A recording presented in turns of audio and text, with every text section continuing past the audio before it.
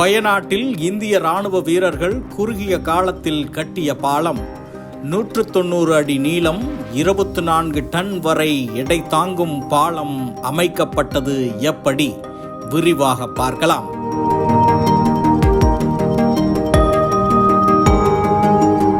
கேரள மாநிலம் வயநாட்டில் ஏற்பட்ட நிலச்சரிவில் சிக்கி உயிரிழந்தோரின் எண்ணிக்கை 295ஆக உயர்ந்துள்ளது.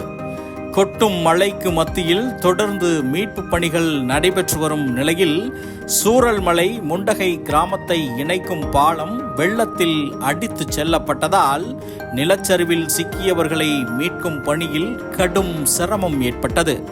ஒரு கட்டத்தில் தேசிய பேரிடர் மீட்பு படையினர் கயிறு கட்டி மீட்பு பணியில் ஈடுபட்டனர். இதைத் தொடர்ந்து மீட்பு பணியை துரிதப்படுத்துவதற்காக ராணுவம் களத்தில் இறங்கியது. வயநாடு இருணைப்புழா ஆற்றில் குறுகிய காலத்தில் பாலம் அமைக்க திட்டமிட்ட இந்திய ராணுவத்தில் மெட்ராஸ் இன்ஜினியர் குழுவினர் போர்க்கால அடிப்படையில் மேஜர் சீதா செல்கே தலைமையில் பணிகளை தொடங்கியது. CI-24 பெய்லி பிரிட்ஜ் என்ற பெயரில் தொடங்கப்பட்ட இந்த பாலத்தின் பணிகள் இரவு பகல் பாராமல் தொடங்கி நடந்தன.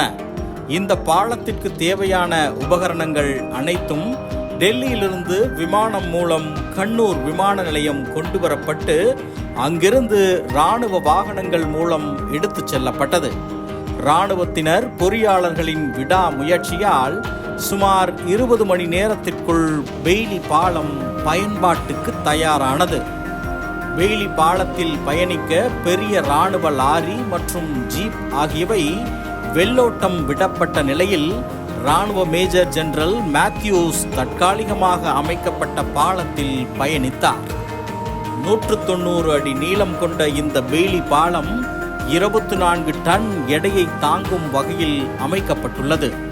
இராணுவத்தினரின் கடின உழைப்பை பலரும் பாராட்டி வருவதும் குறிப்பிடத்தக்கது.